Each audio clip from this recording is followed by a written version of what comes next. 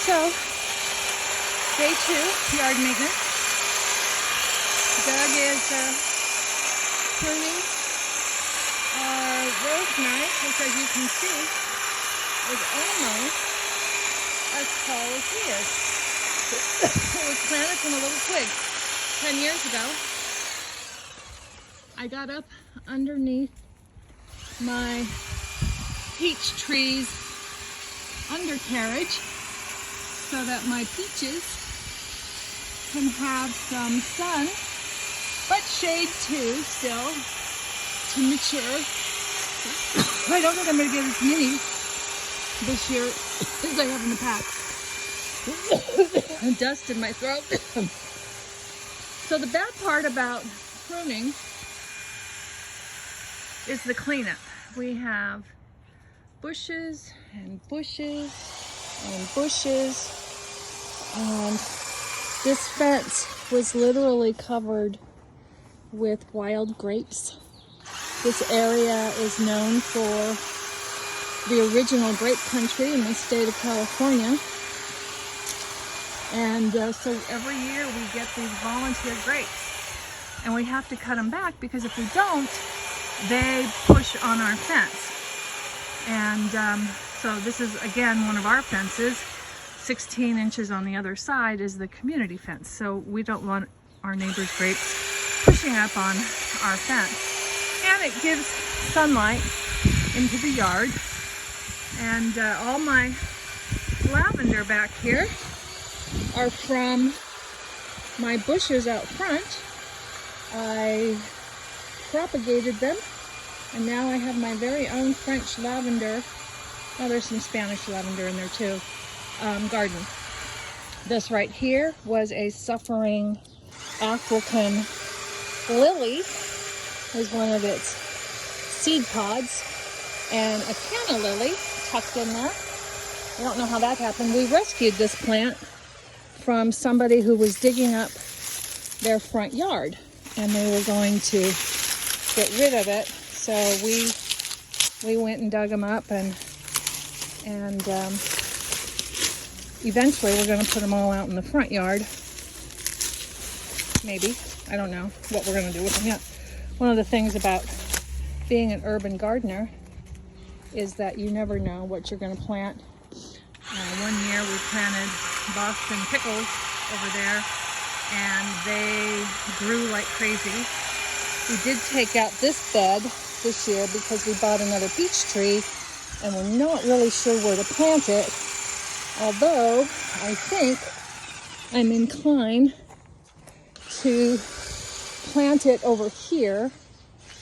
So this area right here we initially reserved for chickens. You can see Doug built an initial chicken coop, and we were going to cover it over and make this a nice chicken coop for them.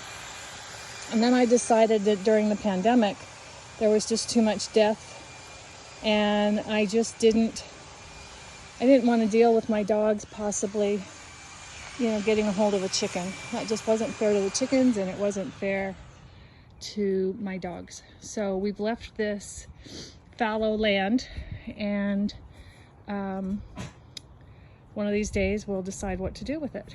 So this is our monstrous cactus. There are 3 of them here. You probably can tell the difference if you're a cactus purveyor. I am not. I just know that they have been here probably 60 years. And the oak tree that my neighbors cut down, you can see a branch of it right there. And if you look really close, you can see an offspring from that oak tree. There's a couple of them in there, and my neighbors can't get to those. So there's that. Anyway, I don't know if I have any sprouts over here yet in my little, oh, there looks like there's no sprout. No sprout yet. No sprout. We'll see. So this is my climbing bed where my sunflowers will rise to the sky, I hope. And then all my vines that are in here, pumpkin, zucchini, loofah gourd, and oh yes, this year I put my pickles in here. So there's that. Maggie loves this beautiful day. It's just a little overcast. And over here, if I don't trip on all the holes that our dogs dug because our neighbor flooded our yard, there's Mac. He's staying in the shade. So he's staying in the shade.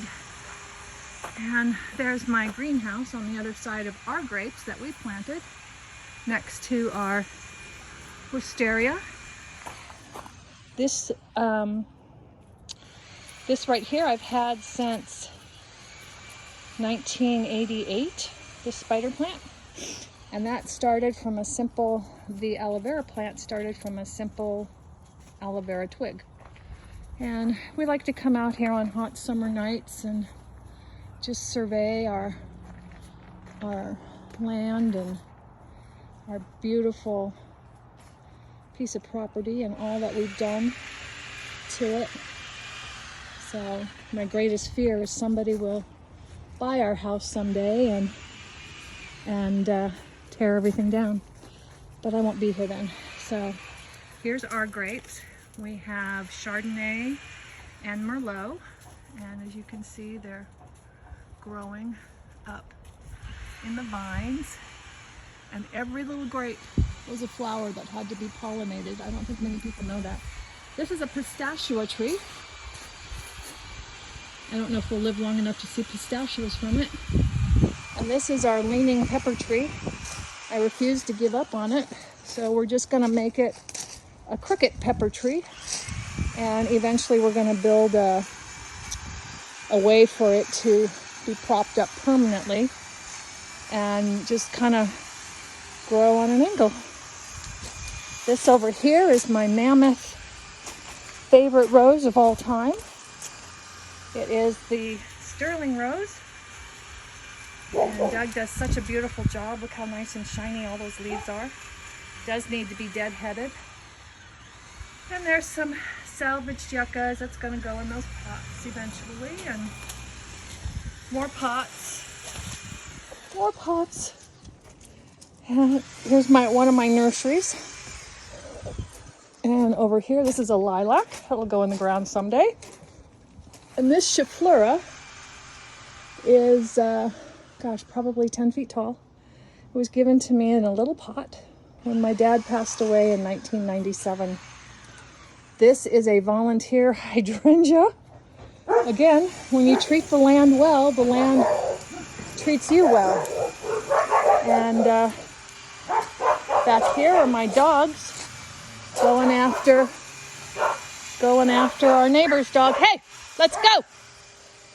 So anyway, that's our yard. It's a beautiful day. We continue to play in the garden.